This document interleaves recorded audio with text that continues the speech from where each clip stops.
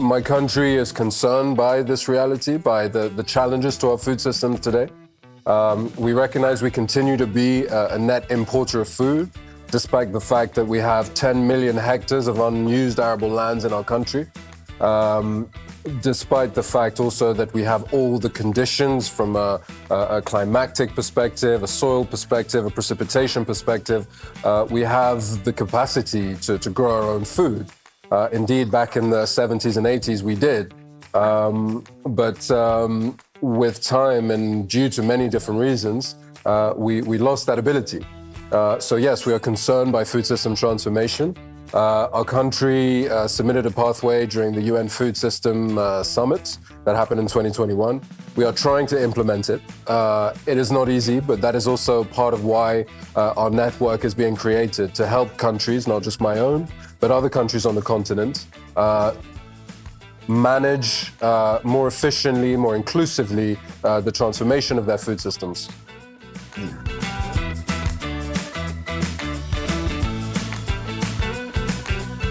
One of the key initiatives that is happening currently is a school feeding program.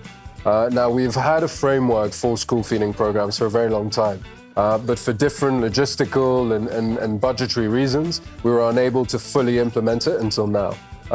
It is happening now with principally, chiefly the support of the World Food Programme, and that is a very It is the kind of intervention that has the potential for deep impact, because we know about the 1,000 days whereby children who are malnourished for the first 1,000 days of their lives have physiological development problems or tend to have those physiological development problems. It is also a way of ensuring that children come to school, a way to ensure that they have sufficient energy to pay attention and to genuinely learn.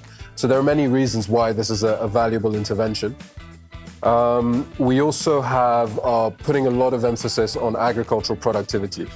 So one of the flagship programs of our agricultural ministries is what we call protected agricultural zones.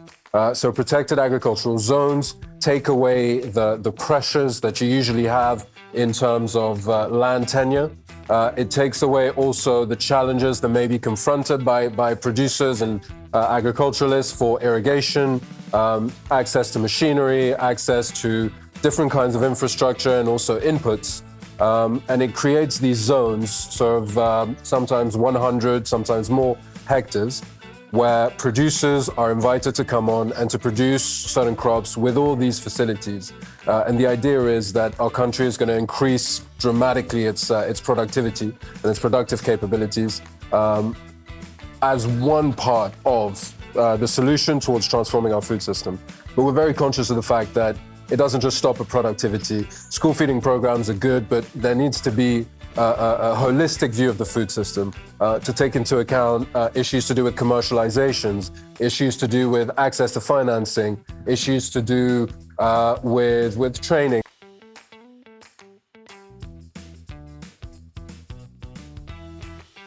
One thing we have realized, and this is also part of the challenge and the urgency that is ours, that we recognize at least as parliamentarians, is that if we are going to achieve the kind of progress that we hope to achieve by 2030, we need a much broader understanding of what food system transformation means.